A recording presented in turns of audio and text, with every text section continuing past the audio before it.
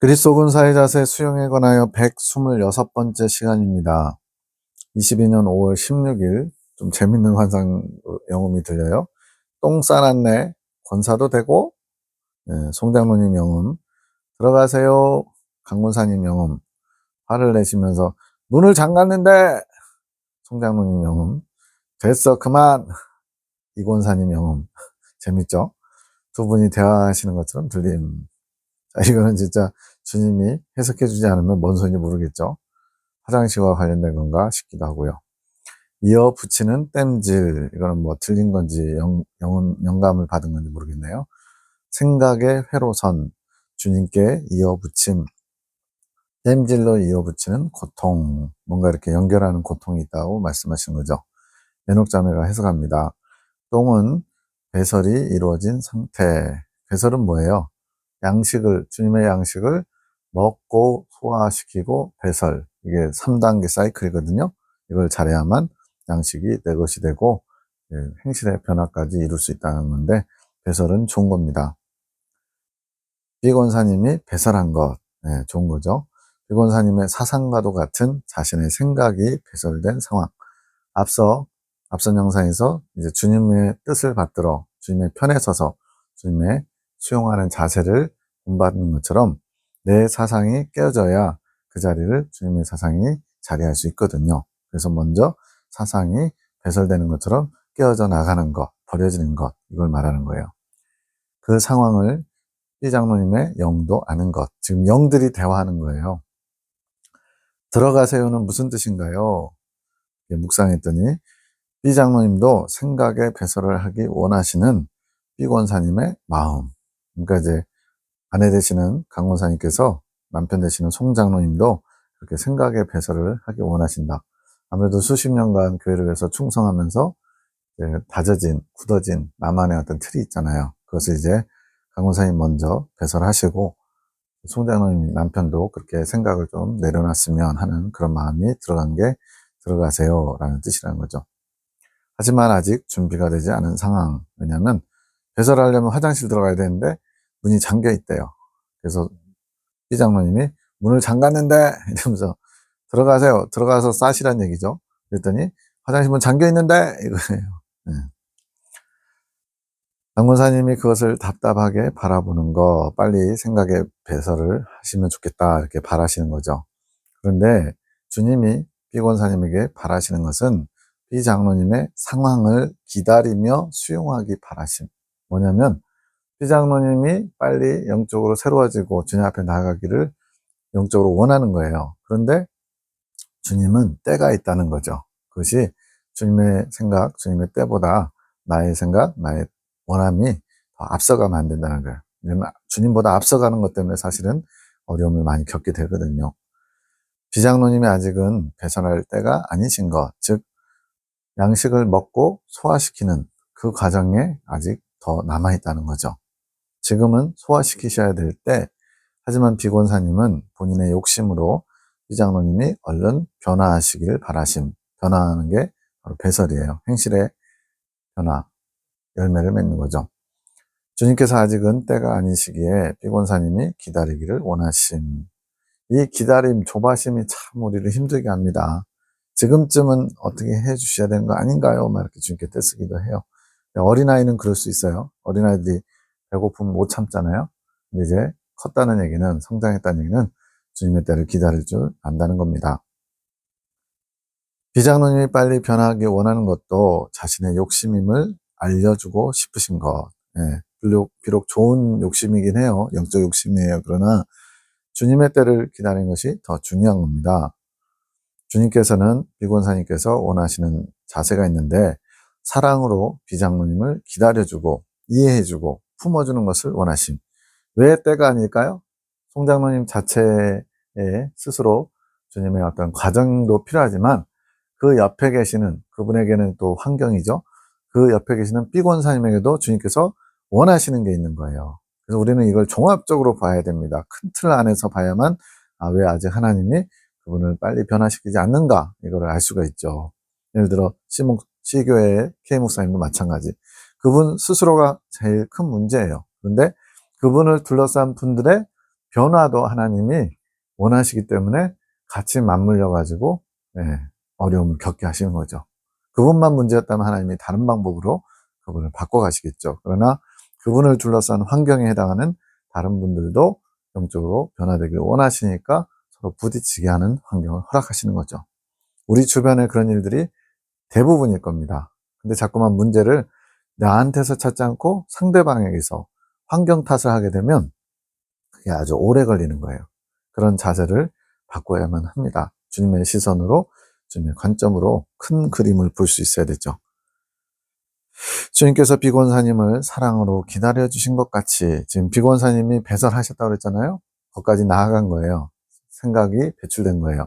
근데 주님도 기다려주셨다는 거예요. 때가 있어서. 그것처럼 비장로님 또한 주님의 마음으로 주님의 때를 기다리시기를 원하심. 내가 한 것 때문에 다른 사람을 막 억지로 끌어당길 필요는 없다는 거죠. 모든 것이 다 때가 있고 또 나에게 요구되는 것도 있기 때문에 주님께서 비장로님을 이끌어 가실 것. 주님께서 이끌어 가신다고 하셨으면 우리는 응원하면서 기다리면서 보조를 맞추면 되는데 자꾸만 주님한테 막 더 요구하는 거예요. 물론 기도는 해야죠. 그러나 그것이 주님의 때를 앞서가면 안 됩니다. 답답함은 본인이 만족하지 못해서 생기는 것, 즉 영적 욕심일지라도 그것이 주님을 넘어가게 되면, 주님보다 앞서가게 되면 자기 만족을 이루려는 자세이기 때문에 결국은 답답함이라고 하는 꽉 막힌 것 같은 그런 어려움이 오는 거예요. 만족이 채워지지 않으니 답답한 상황, 자기 만족이죠. 그것을 내려놓고 주님을 더욱 사랑하기 원하심. 초점은 언제나 주님을 사랑하는 거예요. 내가 이렇게 영적으로 남편이 새로워지고 더 주님께 나아가길 원할지라도 그것조차도 주님을 사랑하는 마음으로 그 때를 잘 분별하면서 기도하기 원하시는 거죠. 주님의 마음을 더 알아가기 원하시는 거. 대장로님 또한 열심을 내어 주님의 말씀을 사모하기 원하심. 주님의 뜻이 그런 거죠. 이장로님 마음의 1순위가 이 말씀, 계시의 말씀들, 이 창조 계시라든가 예레미야 기도원을 통해서 주시는 이 말씀들, 하늘 가는 밝은 길에 이런 말씀들이 비장로님께서 우선순위로 가장 마음에 품고 또 새기고 또 실천해야 될 말씀들이라는 거예요. 이런 말씀 왜 주셨냐면 아마 이 당시에 이제 장로님이 유튜브에서 간증 영상들을 통해서 은혜를 받고 또 그것을 많이 즐겨 보셨던 것 같아요. 근데 그런 것보다 이 말씀들, 직접적으로 주시는 말씀들에 더 1순위를 둬라. 이게 주님의 뜻인 거죠. 이 말씀을 통해 비장로님의 눈이 열리게 하실 계획. 눈은 주님의 마음을 알 수 있는 눈. 주님의 마음을 알아야 많은 일들을 하실 수 있으심. 그렇죠. 열심을 낸다고 해서 다 주님의 일이 될 수는 없습니다. 주님의 마음을 알아서 주님이 원하시는 일을 해야죠. 그게 사역인 거죠. 아직은 주님의 마음보다는 본인의 생각에서 나오는 것이 많이 있음. 열심히 내는데 그것이 주님께로부터 온 것이 아니라 내가 해야 된다, 내가 옳다 생각하는 것을 열심히 한다는 거죠. 주님의 마음과 다를 때가 많이 있음. 헛짓거리라고까지 얘기할 수는 없지만 손해보는 게 될 수 있어요. 상을 100을 받을 수 있는데 70, 80밖에 못 받는 거죠. 온전하지 않기 때문에. 주님께서 그것을 정리하기 원하심. 말씀을 읽으며 주님의 사상, 진리가 자리 잡으며 정돈되게 하실 계획. 말씀을 읽으며 이 창조계시 예레미야 기도원의 말씀들을 읽으며 비장로님의 생각과 사상이 분리되어 버려지게 하실 것. 이게 버려져야 주님의 사상으로 채울 수 있거든요. 비장로님의 마음을 기다리고 계심. 본인이 하려고 하는 마음보다도 주님께서 하실 것을 믿고 주님의 이끄심에 순종하고자 하는 마음을 기다리고 계심. 그러니까 너무 열심을 내시는 분들도 이게 문제예요. 주님보다 앞서가는 거. 또 저의 스타일은 약간 좀 수동적이거든요. 남이 이렇게 부탁하거나 억지로 끌고 가야지 따라가는 스타일인데 이런 사람들은 또 스스로 침노에 들어가는 게 너무나 약해서 또 탈이고요. 장단점이 있습니다. 아직은 비장로님 본인의 열정이 있으심. 열정은 좋은 것인데 주님으로부터 받은 열정, 주님이 이끌어 가시는 열정이 아니면 그것이 오히려 주님의 뜻을 거스를 수 있죠.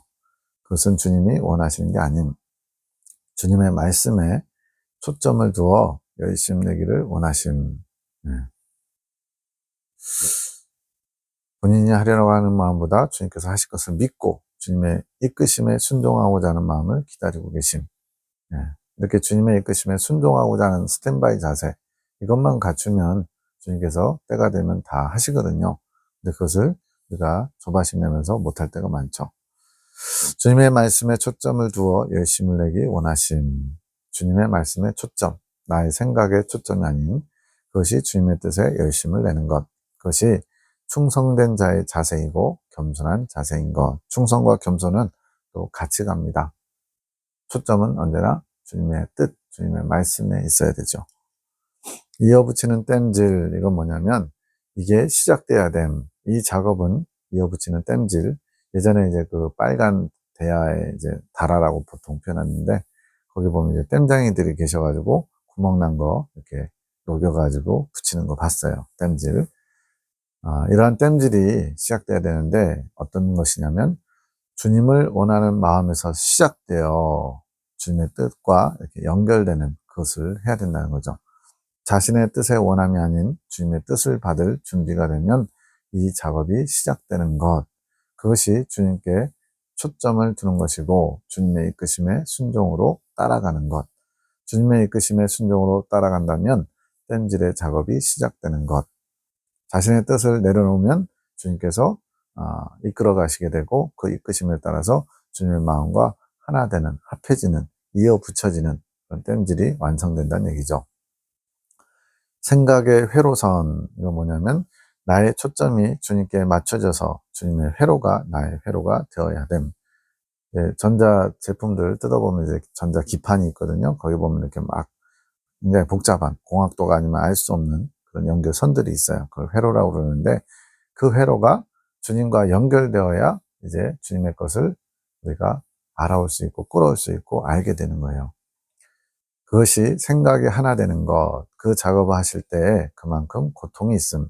내 생각의 회로를 멈추고 주님의 회로로 바꿔야 하는 작업. 말 그대로 개조가 일어나야죠, 개조. 사람은 사람인데, 똑같은 사람인데, 그 안에 이제 완전히 새롭게 되는 거죠. 주님의 것으로 탈바꿈하는. 그게 이 생각의 회로가 주님의 생각의 회로로 바뀌는 거예요. 그만큼 고통이 있음. 뼈를 깎는 고통. 뼈를 안 깎아봐서 얼마나 아픈지 모르지만 엄청나게 아플 것 같고는 알겠어요. 나의 것을 포기하고 주님의 뜻에 순종할 때 그만큼 고통이 있는 것. 자아가 강할수록 그만큼 고통이 큰 것. 이거는 하나의 그 통과 의례, 반드시 지나가야 되지만 그 고통을 줄이는 방법이 있다고 알려주시는 거죠. 자아를 강하게 하는 것이 아니라 그냥 주님의 뜻에 무조건 순종, 즉각 순종, 이해가 안 돼도 순종, 이런 자세를 가지면 고통이 좀 적을 수 있다고 말씀합니다. 반대로 나의 옳음을 주장하고 내 생각을 포기하거나 내려놓지 않으려고 하면 할수록 더욱더 고통이 큰데 그 고통이 뼈를 깎는 고통이래요. 네. 말 그대로 이제 충격, 우리 그런 거 있잖아요. 한 몇십 년을 그대로 믿었는데 그게 아니었을 때 충격받지 않겠어요? 예전에 이런 영화에서도 우리가 살고 있는 이 세상이 가상현실이었다. 뭐 이런 것들 한 개인을 한 적도 있고요. 또 무슨 그 전체가 다 가상의 현실인 것처럼 하는 영화도 있었는데 그 사실을 알게 되면 진짜 말 그대로 충격이겠죠. 내가 믿었던, 내가 옳다고 여겼던, 내가 알았던 모든 것이 다 부정된다면 참 고통스럽죠. 근데 실제로 주님의 것, 주님의 방법과 내가 가지고 있는 것이 정말로 많이 다르다는 것을 시간이 지날수록 더 많이 느낍니다. 그만큼 고칠 게 많고 또 고칠 때 뜯어 고치는 게 고통스러울 수 있어요. 주님, 고통이 너무 크다면 어쩌죠? 이제 손녀딸로서 외할아버지가 고통스러우실까봐 그렇게 묵상한 것 같아요. 주님이 이끄시는 대로만 온다면 쉽게 버릴 수 있는 것. 아까 자아가 강할수록 고통이 크다고 그랬죠? 주님이 이끄시는 대로만 온다는 것은 자기 부인을 잘하는 거, 자아를 강하게 내세우지 않는 거, 이걸 말하는 거죠. 본인의 초점이 변한다면 쉽게 버려질 수 있는 거. 그런 자세만 갖추면 주님께서 쉽게 작업할 수 있다는 거죠. 버티면 어렵다는 거죠. 말씀을 통하여 그 일을 하시는 것. 사상의 개조. 쉽게 버릴 수 있도록 눈이 열리게 하시는 것. 나 자신이 꽉 쥐고 있는 것이 쓸모없는 것이라고 깨닫게 된다면 네, 전에 저희 아이도 지금 이제 12살이고 그때는 4~5살인데 나름대로 뭐랄까요, 그 조그맣게 이렇게 모기장 같은 거 치는 아이들 그런 게 있었거든요. 그 속에다가 온갖 쓰레기 잡동사니를 막 모으더라고요. 그러면 자기 집인 것처럼. 우리는 이제 그냥 기본 본질적으로 소유욕이 있나 봐요. 그래가지고는 쓸데없는 거 막 갖다가 박스나 또 이런 뭐 자지구레한 거 갖다 놓고는 자기의 아지트처럼 이렇게 하더라고요. 그런데 그게 쓸모없다는 걸 알게 되면, 상황이 되면 쉽게 버릴 수 있다는 거죠. 근데 그것을 발견하는 것조차도 주님이 눈을 열어주셔야 가능하다는 거예요. 그렇게 주님께서 말씀을 강조하신 것, 그걸 깨닫게 하시도록 말씀을 통해서 알게 하시는 거죠. 말씀을 통해 우리가 버려야 할 것을 미리 알게 하시는 것. 22년 6월 21일 마음의 정도는 성령의 조명하심으로 이루어지는 것. 마음의 정돈, 생각의 정리정돈이 필요한데, 이것은 내가 지식을 쌓아서 경험을 많이 해서 하는 것이 아니라 성령으로 조명받아서 주님의 마음을 알 수 있도록 주님께서 조명해 주실 때 이것이 가능하게 된다는 거죠. 결단은 내가 내 의지를 세우는 것. 저도 이거 참 많이 한 것 같아요. 부흥회나 이런 거 하면 이제 마지막 날 뜨겁게 기도하면서 이제는 주님을 위해서 살다가 주님을 위해 죽기를 결단합시다. 그러면서 아멘 하면서 막 열심히 결단해요. 제가 이제 이렇게 살겠습니다. 얼마나 가요? 길어야 한 달, 짧으면 며칠 만에 그 은혜 다 어디 갔는지 다 잃어버리죠. 근데 여기서 결단은 내가 내 의지, 뜻을 세우는 거예요. 그래서 주님의 기준에서 이 결단이라는 것은 새로운 각오를 하긴 하는데 그 주체가 나예요, 나. 내가 결단하고 내가 세우는 거죠. 근데 그거는 오래 못 갑니다. 그럼 어떻게 해야 되느냐? 마음의 정돈을 하고자 할 때 내가 의지적으로 결단한 게 아니라 주님의 말씀에 나를 비춰보려고 하고 주님의 말씀을 받아들이는, 수용하는 자세를 가지면 주님의 기준에서 그 주체, 바꾸려고 하는 주체가 주님이 된다는 거예요. 이게 성령의 조명하심으로 내가 주체가 되어서 주인 정신으로 열심히 뭔가 해보는 게 아니라 말씀께서 나를 이끌어 가시도록 성령의 이끄심에 순종하는 자세가 갖춰지는 거죠. 그럴 때 주체는 주님이 되신다는 거예요. 이것이 우리가 해야 하는 자세, 수용의 자세. 앞에서는 이웃을 수용하는 자세, 용서하는 자세가 먼저다 하셨는데 지금은 주님의 말씀을 수용하는 자세, 말씀을 대하는 자세, 거기에 주체성을 내가 아닌 주님의 말씀에, 주님의 뜻에 두는 자세를 강조하고 있는 거죠. 주님 앞에 겸손히 마음을 드리면 정돈되게 하심. 겸손한 자세가 필요한 거죠. 내가 옳다, 말씀보다는 내 생각이 더 우선이다, 더 중요하다, 이렇게 하면 결코 바뀌지 않겠죠. 주님, 저는 부족합니다. 주님 뜻대로 살기 원합니다. 이 고백을 날마다 진심으로 드려야죠. 형식적으로 타성에 젖어 사는 것이 아니라. 그러나 주님은 진정성을 보심, 네, 진정성, 진실된 마음. 부족하다고 느낄 때 그 부족하다고 느끼는 게 그냥 오랫동안 습관적으로 하는 것이 아니라 정말로 부족하다고 여기는 사람은 어떻게 하겠어요?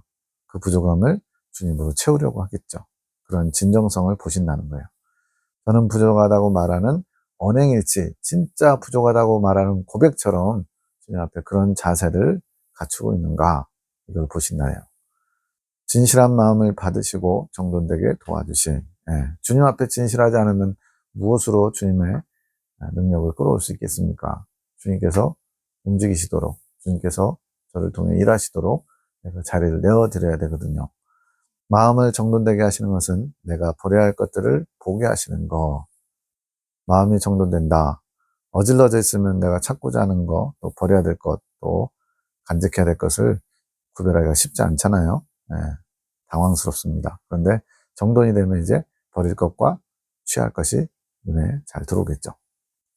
깨닫게 되는 것, 발견하게 되는 것.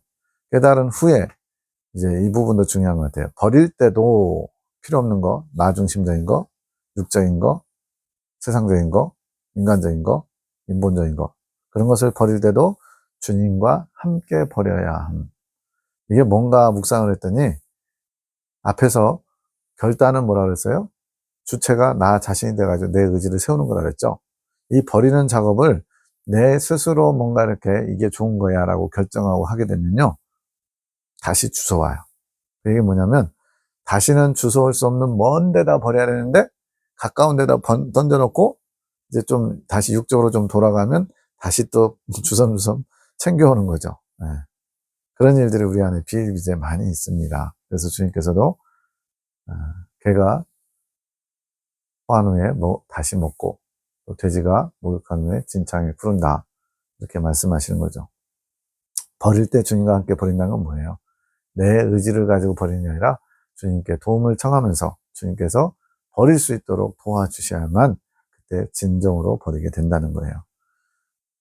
우리가 버려야 할 것을 알려주시는 이유는 우리가 주님의 뜻을 받고 주님께 드리는 화답으로 버리고자 하는 의지. 이 화답이라는 단어는 이미 많이 나왔는데 혼자 하는 게 아니라 주님이 명하시고 우리는 그 명한 것에 화답하고 그럼 또 주님께서 그 화답을 받아서 또 우리에게 뭔가를 주셔요.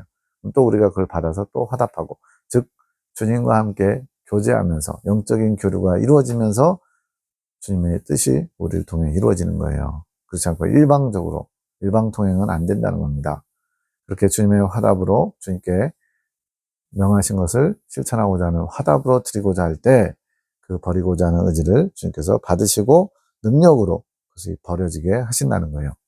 그래야 주님께서 이끌어 가신 보통은 대부분의 사람들이 화답을 해야 되는데 스스로 자기 의지를 세우는 결단에서 끝남. 22년 7월 19일 교단 안에 시교회와 같이 분열된 교회들이 많이 있다고 하십니다. 어떻게 보면 이제 이 하늘군대 사랑의 사도들이 분열의 한 축을 또 상대방들과 분열하고 있는 상황이잖아요. 근데 사실은 하나님이 작업하시는 거거든요. 새롭게 하고자. 근데 그분들이 아직 눈이 뜨이지 않아서 본인들이 옳다 생각하기 때문에 주님의 일하심을 보지 못하고 단순히 감정적 싸움 또는 뭐 텃세 싸움 이쪽에 계신 분들이 교회의 거의 창립 멤버들에 해당하고 오래되신 분들이거든요. 그래가지고 마치 신구 갈등처럼 생각하면서 대립하는 그런 상황이 된 거죠. 근데 주님은 그런 어떤 주인이 누구냐 이 싸움이 아니라 주님이 주인이시잖아요. 다시 주님께 모든 주권을 내어드리라고 다시 나에게 돌려다오 하고서 영적으로 새롭게 하시는 작업이었거든요. 근데 이러한 분열들이 어쨌든 많이 있대요. 소경으로 있는 자들이 대부분이고 이 모든 것들이 밝은 빛 진리를 들었음에도 삶 가운데 행하지 못하고 병들어서 살아가고 있는 우리의 현주소. 그러니까 핵심 진리라고 하는 굉장히 깊은 단단한 식물을 이긴 자에 대한 진리를 알게 하셨지만 그것이 삶으로 경험되지 못하는 능력이 되지 못하는 삶을 살고 있는 거죠. 이것이 주님의 크나큰 아픔이라고 하십니다. 이제는 우리가 더 나아가 주님의 마음을 더 많이 알아 이 교회들 주님의 마음을 알지 못해서 엉뚱한 데서 방황하고 헤매고 있는 이러한 교회들을 품기 원한다고 하십니다. 이게 메고 푸는 일을 하는 거예요. 우리가 더 깊은 주님의 마음을 아는 자로 이 일들, 주님의 아픔인 세워지지 못한 교회들, 주님 중심으로 새롭게 되지 못한 교회들, 특히 교단 안에 있는 교회들을 이루는 도구들이 되기를 바라시며, 그래서 도구는 주님의 축복을 흘려보내는 축복의 통로로 우리가 쓰임되기를 원하시며 이 시간 축복한다고 하십니다. 누구든지 겸손히 주님 앞에 나오는 자는 하늘의 신령한 축복으로 나아가는 길을 열어주신다고 합니다. 어떤 자를 주님께서 신령한 축복의 길을 열어주신다고요? 겸손히 주님 앞에 나오는 자, 자신의 부족함을 인식하고 주님 앞에 진실된 진정성 있는 마음으로 주님 저는 아무것도 모릅니다. 부족합니다. 주님께서 저를 이끌어 주셔야만 합니다. 라고 나오는 자들에게 우리에게는 그 길이 활짝 열려 있고요. 그래서 하늘군대와 사랑의 사도들은 이 자세를 오랫동안 훈련하면서 갖춘 거죠. 그리고 우리에게 열어주신 길을 다른 이들에게 알려주고 가르치고 안내해주는 일들, 이게 주님의 축복의 통로로 도구로 사용되는 거거든요. 그렇게 하게 될 것이라고 하십니다. 그동안은 그 일들을 이루시기 위한 준비들을 해오신 것이고요. 즉 군사학교 1기, 2기 하늘군대와 사랑의 사도들을 교회의 여러 가지 어려움들을 통해서 또 개개인의 군사 훈련을 통해서 주님께서 준비시키셨다는 거죠. 이 모든 계획들을 마귀들이 알고 있어서 많은 공격들이 있을 것이라 하십니다. 눈에 보이는 것은 사람과 사람의 어떤 갈등, 분쟁 같은데 사실은 배후에서 마귀들이 자신들이 하고자 하는 바를 이루기 위해서 계속 공격하는 거죠. 하나님의 사람들을. 이길 수 있는 비결은 침묵 가운데 주님의 마음 안으로 들어가는 것이라고 하십니다. 그래서 이 침묵은 자기 의를 내세우는, 자기 생각을 주장하는 그런 것이 아니라 꾹 닫고 더 깊이 주님 안으로 들어가는 것. 그것이 진정으로 영적으로 승리하는 길이라는 거죠. 지금은 주님의 마음과 하나 되기 위해 더 힘써야 한다고 하십니다. 어떤 외부적인 어떤 그런 문제들을 해결하는 것보다 각각 개개인이 주님의 마음과 하나 되는 거, 개인의 영적 성장이죠. 모두들 잘 인내하며 주님이 주신 말씀들을 믿고 흔들림 속의 마음을 굳건히 하려고 애써온 것. 계속 상황이 어려운 상황, 대적하는 분들, 또 불편하게 하는 일들이 있었죠. 근데 잘 인내하며 왔다고 칭찬해 주십니다. 이제는 교회의 일들을 사랑으로 오래 참아주라고 하십니다. 주님의 마음으로 찾는 거죠. 수용의 자세로. 교회를 새롭게 하실 주님의 뜻을 생각하며 그들을 수용해주는, 이해해주는 마음을 가지라고 하심. 판단은 하지 말라고 하심. 자꾸 눈에 판단할 거리가 보여요. 저건 저래서 문제, 저건 이래서 문제, 뭐 이런 식으로. 근데 주님이 그건 내 몫이다. 너희들은 다만 나의 마음을 품고 수용해라. 사랑해라. 이렇게 하시는 거죠. 근데 참 쉽지 않습니다. 거슬려요. 근데 그것이 나의 자기 의에서 나온 거기 때문에 주님 먼저 그것부터 뜯어고치길 원하시죠. 죄는 너희의 죄가 더 크다고 하심. 이런 것들이 어떻게 보면 이제 섭섭할 수 있어요. 아니, 분명히 저분들이 우리보다 훨씬 더 안 좋은 게 많은데, 이런데 너희 죄가 더 크다. 여기서 왜 너희 죄가 더 크다고 하냐면, 너희는 나의 마음을 아는 자들이기 때문에, 그래서 죄가 더 크다고 하는 거예요. 다만 그들을 위해 기도하라 하심. 때로는 이걸 인간적으로 생각하면 좀 섭섭하죠. 우리는 열심히 주님의 뜻대로 살아보려고 애쓰고, 저들은 그걸 몰라서 엉망으로 사는데, 너희 죄가 더 크다. 그냥 너희들은 그들을 위해서 기도해줘라. 그럼 때로는 손해보는 것 같아서 억울할 수 있어요. 주님의 마음을 품으면 다 수용이 됩니다. 22년 8월 30일 주님께서 송원장님에게 물으세요. 내가 이 교회 분들을 사랑하느냐. 근데 이게 여기서 처음 물은 게 아니라 그 전에 한 6개월 전인지 1년 전인지 주님이 또 물으신 적이 있어요. 똑같이. 그때는 사랑합니다 그랬더니 전부 다 사랑하냐 그랬더니 전부 다 사랑하지는 못하는 것 같습니다. 이렇게 대답했거든요. 왜냐하면 굉장히 힘들게 어렵게 하는 분들이 있었으니까. 그런데 이제는 달라졌어요. 22년 8월 30일에는 주님 사랑합니다. 이 마음이 당신의 마음이며 당신께로부터 왔습니다. 저로서는 할 수 없었는데 이게 앞에서 다는 아닌 것 같습니다. 그거거든요. 당신께서 주셔서 할 수 있었습니다. 이거죠. 내가 사랑하는 게 아니라 주님이 주신 사랑 가지고 사랑하는 거예요. 그럼 내가 손해도 아니잖아요. 그들의 연약함과 그들의 입장에서 그럴 수밖에 없는 모든 것을 수용할 수 있습니다. 이게 단번에 됐겠어요? 그냥 입술로만 고백하는 게 아니라 이런 자세를 훈련받은 거죠. 품을 수 있습니다. 사랑의 사도를 축복하소서. 사랑의 사도 갑자기 축복하라는 건 뭐냐? 그들도 제가 품은 이 사랑을 품을 수 있도록 품는 마음이 당신께로부터 와야 합니다. 그 마음이 되게 이끌어 가소서. 사실 이 사랑의 사도분들이 교회를 세우신 상임 멤버 그리고 수고와 애씀이 가장 수고가 많으신 분들이죠.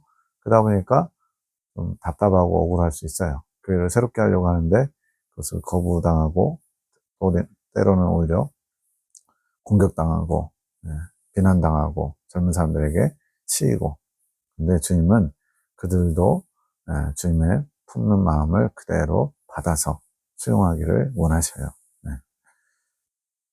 그 마음이 되게 이끌어 가셔서 그래 맞다 너희로서는 할 수 없다 나로부터 가능하다 주님이 주셔야 가능하다는 것 그것은 성장하는 것밖에 답이 없는 것이다. 그러니까 성장하지 않고 어린아이가 부모를 이해하고 그래서 우리가 철든다는 얘기를 하죠.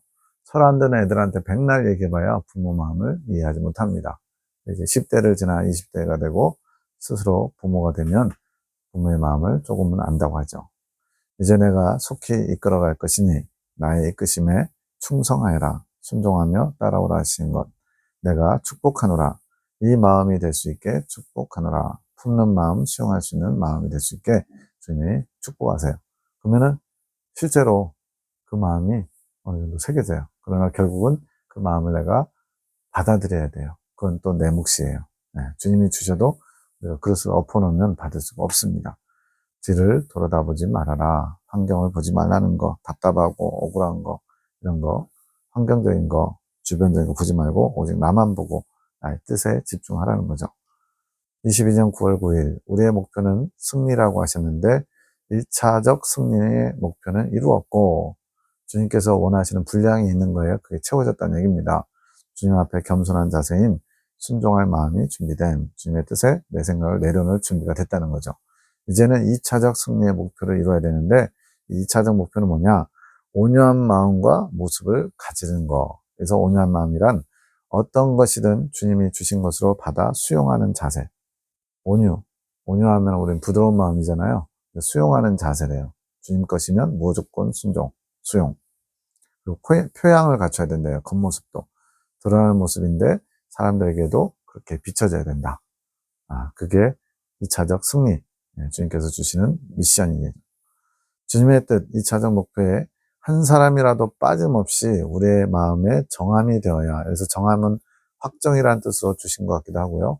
또 깨끗함이라는 뜻도 된 것 같아요. 그래서 확정과 또 정함이 깨끗함이 되어야 다음 단계로 넘어간다는 얘기죠. 주님께서는 계속 이렇게 성장의 어떤 원리를 따라 원하시는 분량, 기준이 있어요. 그래서 그것이 합격하면 그 다음으로 넘어가는데, 여기서 지금 한 사람도 빠짐없이라는 얘기 뭐냐면 하늘 군대와 사랑의 사도를 한 묶음으로 주님께서 함께 이끌어 가신다는 얘기죠. 주님께서 각 개개인에게도 따로 역사하시기도 하지만 이렇게 전체 단체적으로 이끌어 가시는 목적, 이유도 있는 거죠. 정한 마음을 준비하라고 하시며 오늘 나눈 말씀으로 내일 다시 나누라고 하심. 그만큼 중요하기 때문에 이것을 다시 한번 상기, 복귀하라는 얘기죠.